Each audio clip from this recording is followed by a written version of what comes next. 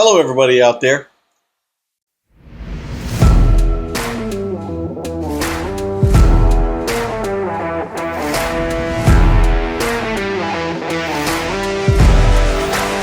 Today, I want to talk about something that kind of happened this morning. Everybody knows that we lease trailers here at River City Trucks, different kinds of trailers, mostly car trailers.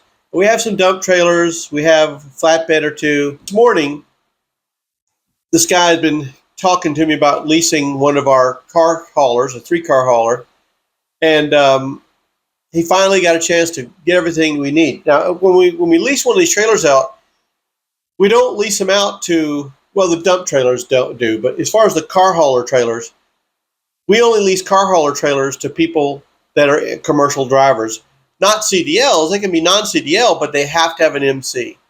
We don't really lease them out to people just DOT. We typically only work with people with an MC. That way we don't think the trailer's going to get any trouble with somebody trying to go outside the state or something with just the intrastate filing and not the interstate filing. But anyway, so he's been talking to me over the internet about leasing a trailer. He finally today got everything done to lease the trailer. And, the hoops that we require they jump through is, one, they have to have a security deposit, obviously, when you lease a trailer. That the first month's lease on the trailer. They have to have their MC. They have to have the COI, which is the certificate of insurance showing the trailer on there with its VIN number. And, of course, us as a lost payee, should something happen to the trailer, we have to be on there as a lost payee. We also require that they supply to us their liability policy that shows them, like if they're going to haul cars, which is why they'd be leasing a car hauler from us, that it shows that they do have the $1 million coverage for the loss for the liability portion. And of course, we want to make sure they have their cargo insurance of $100,000, which is required by the FMCSA. And some places they may not be sticklers for that. The reason we do that is because, let me tell you, if something happens with that trailer and that guy runs over and hurts somebody with that, they're going to sue everybody, including the trailer owner, which is River City Trucks. So we like to make sure that the coverage is in place to make everything right with everybody. Anyway, so he has all this. And we go through, and so he's asking me some questions because the guy's never been in hotshotting. And it brought something to the surface for me that a lot of people out there that want to get into hotshotting, especially hotshotting with cars, there's just not a lot of resources that they can go to and tell them not just the step-by-step as to how to get into the hotshot business. There's a lot of channels out there that do that. But really what to expect from the hotshot business. What do they need to, what kind of commitment do they have to the hotshot business in order to make sure that they're going to make money doing hotshotting? There's just not a lot out there, and I kind of researched it after talking to him. I'm going to actually do this video about that. And to kind of get into it, I mean, everybody out there will tell you, they say you got to have this, you got to have that filing, you got to get the insurance, all those things. A piece of advice would be is if you're going to go into hotshotting, that you hire yourself a compliance officer. Hire a company that's what they do is they get all your filings done and they maintain all your filings. Now, some of them will do like an annual, you give them one sum for the whole year. Some of them do, you give them a little bit up front, then each month you pay them something. Any way you do it, but you need to hire somebody to do that. And if you're going to be your own person in the truck, you have your own MC, you're one guy in one truck, you might even look into doing a dispatcher, especially if you're into cars. You might even look into having a paid dispatcher service. If you got a wife, girlfriend, husband, boyfriend, whatever, son or daughter, just stay at home and they don't do anything or whatever. Oh, they work from home, they can do this on the side. Obviously, if you have a family member that can do something, let them dispatch you. But what you can expect to do when you get into the hotshot business, especially if you're hauling cars, but anything really, you can expect to sleep in that cab of that pickup truck. So you want to make sure you get a dually with 4 doors in it because you want the biggest room possible to sleep in. And I made a video one time talking about the size that you had to have to meet the FMCSA requirements for a sleeper. It has to be 6 foot across, 3 foot deep, and 4 feet high minimum in order to be considered a sleeper. Now, almost current 4-door dually pickup trucks fall short. I'm not even kidding when I tell you this. They fall short by about an inch of the 6 feet. They meet the 3 feet. They meet the 4 feet. And even the mega cab. People say, well, what about the Dodge mega cab? It's not the distance, the front back distance of 3 feet. I was explaining to him about the sleeper situation. If an FMCSA, they require, and again, this is expectations that, as a hot shotter, you can expect to sleep in that truck. If you're not sleeping in your truck, then you're going to have to sleep somewhere, and you can't sleep outside the truck. Obviously, you can't get a hotel every night. Boy, it'd be expensive to do that every night. Plus, finding a hotel, getting in the truck and trailer in and out of hotels is really tough. So you can expect to sleep in the backseat of your truck. So make yourself at home back there, right? I was explaining to him about the FMCSA rules when it comes down to using the back seat as a sleeper. There are some people out there that say that the FMCSA requires you to have a full-on framed bed. The FMCSA does not require you to have a full-on framed bed. The FMCSA does say you have to have 3 inches of foam, a 3-inch padding minimum to call it a bed. Well, ladies and gentlemen, the back seat of most trucks and cars today has at least 3 inches of foam. So it does meet the criteria. Now, if you got yourself a state trooper out there that he's just gung-ho and ready to go, he could write you a ticket for not having the proper sleeping quarters. He could cause you some problems with your ELD, which is what happens. They can even put you out of service for stuff like that. But let's get real for a minute. 3 inches of pad you have, 3 feet that way you have in a 4-door cab, and 4 feet this way you have. The problem is, if they all fall short by about an inch side to side, the 6 feet. And I actually, with my F350 dualies, I measured, and if you look at the way the door panel is constructed, there's a pull part where the door releases at, where the door, let's call it the door handle is at, right? And there's a piece of plastic that sticks out on there. And if you took that off, which is possible to do, I actually did it. If you take that off of both door panels, it's well within the 6 feet. If you take that one piece of plastic off there, you're well within 6 feet. Although, to be honest with you, if you're being smart with some trooper or something, you're really not going to get in there with a tape measure, because most of them realize that these dualies do that. Now, so I told the guy he can expect to sleep in his back seat. The next thing is he can also expect to drive the wheels off that sucker. And I told him, I said, you're going to drive 100,000 miles a year or more on that truck if you really want to make good money. You got to put them miles. You're paid by the mile, not the minute. So you're really going to have to put some miles under those tires. So expect to be gone. I know there's hot shotters out there in the car business. They need to freight that, like, they go out and back every day. They're home every night. And it can happen. I mean, you can do that. But the most money that's made, if you really want to pay your bills, especially when it comes to expensive insurance, you're going to have to go out of state. Especially if you're in Florida and some other states out there, that the state numbers, the per mile in the states is just terrible. So that was another thing you can expect to do is be gone from home. So you need to get that in your mind. I'm going to be gone from home. And that's tough to do sometimes. Again, this is for beginner hot shotters, or even semi-drivers for that matter, but especially beginner hot shotters. You're going to be gone from home. So if you've got a wife and small children at home, man, it's going to be tough on you. So if you start in the business, you spend a bunch of money to get there with the dually stuff, understand, wife and small kids, you're probably going to have a bit of a problem. And then the next thing you can expect to do is have some downtime trying to wait for loads. Even if you hire a dispatcher, they're not always going to have a load ready. So you have to do that. You have to expect that there's going to be some downtime between loads. And that brings me to the next thing to expect, and that is expect it hard to find someplace to lay down and go to sleep. I mean, you drive down the highway and you see these trucks pulled off on these exits and entrance ramps along the side of the road and stuff.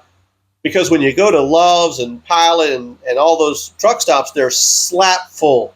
And a lot of them are slap full because there's a lot of trucks on the road, and you're not going to have an easiest place to find that. And at night, like if you're traveling and you're looking for a rest area place, so I would tell people to expect to be able to find it difficult to find a place to lay down and sleep, and you have to.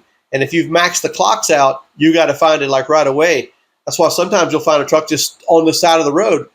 which is actually illegal for a truck to be on the side of the road is illegal. It's even illegal on the off ramps and on ramps. Most of the state troopers don't say anything, but that's actually illegally parked. Unless you're having an emergency, you're required to have flashers. You're required to have your triangles and or flares or whatnot out for emergencies. But otherwise, it's illegal to park on the side of the road for any reason. I know you're saying, but what am I going to do? Well, that's many truck drivers have said that, so you can expect to have that dilemma in your life if you're going to be a hotshotter. The next thing is you can expect to, at some point, change a tire. It's going to happen. You're going to change a tire on your truck. You're going to change a tire on the trailer. And here's the difference between hotshotting and semi-trucks. There's a bunch of people out there. You can call in semi-truck land and call Love's. Hey, I got a trailer tire down. I got a steer tire down, a tractor tire down, blah, blah, blah. Then they're going to come out and do it. If you got a dually, it's going to be tough to find somebody to come out there and change your 235, 75, 17 on your F-350 on the side of the road. It's just going to be really tough. So you want to make sure that you're ready to change a tire. So make sure you have a spare or two. You want to have one for your trailer, one for your truck minimum. I say two for the trailer, depending on what kind of trailer you have. And then you want to make sure that you're prepared. So that means I would definitely make sure I took the, your battery-powered impact are real good. The Bowers from Harbor Freight are really good. Use that Bower, get yourself some impact lug nuts. Make sure you get the lugs to fit the front, the truck, and the trailer. Sometimes they're different. Sometimes they're the same. And here's the thing. Your trucks will come with that, that screw jack thing that they come in tucked away behind the back seat. No. I'm not telling you to pack your truck up with a bunch of tools, but get yourself a good, say, 20-ton bottle jack. You don't want it too tall, but you want a good 20-ton bottle jack.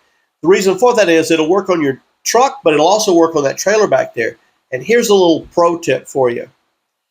I would get, if you get yourself close to a car that comes out of Copart, and you open the trunk and you find one of those screw jacks, the scissor jacks that are in the trunk of a lot of these cars today, take one of those along for the ride. They go down really, really shallow because they're made to fit spaces. And they'll usually have a socket, a nut on the end of it.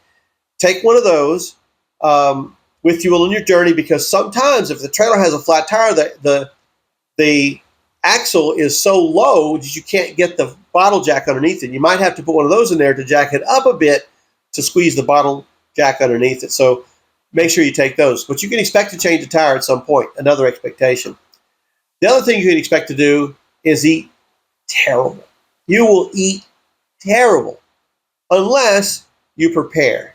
And it's tough to do. I mean, I know guys that go out for weeks at a time and they try to take a cooler and they pack stuff in there, and that's pretty good. You can go to Walmart or grocery store and get you some stuff and carry with you. But it makes it tough. But you can expect to eat terrible food. You're going to occasionally you have to go into the truck stop there, grab yourself up maybe a roller dog or two and a package of Lay's potato chips or something, and maybe even a honey bun to wash it all down with your Coke. But you're going to expect to do that. Another thing you can expect is you're not always going to be able to find a bathroom. It's going to be tough. It's going to be tough sometimes. And I did a video a long time ago about how to make a dually into a bathroom. And hey, you know what? In a pinch, it'll work. So expect to be able to have to find a bathroom or take that Home Depot bucket. And there's a reason in my video I talk about a Home Depot bucket in particular. But make sure you're ready to do that. Take yourself some toilet paper, some wipes and stuff, baby wipe stuff where you grab all that kind of stuff, because you can expect to do that. Another thing people don't expect to do, you got to figure out a way you can brush your teeth on the road while you're in your truck. You're going to get up in the morning, brush your teeth, use some mouthwash, whatever you're going to do. But you got to have that with you. You got to make sure you understand that you're going to run into that. You're not going to have like a sink and a bathroom stuff all the time. Sometimes you do. Most times you don't. I'm telling you, I expect to not have that kind of stuff. Conveniences, you don't always have those kind of things.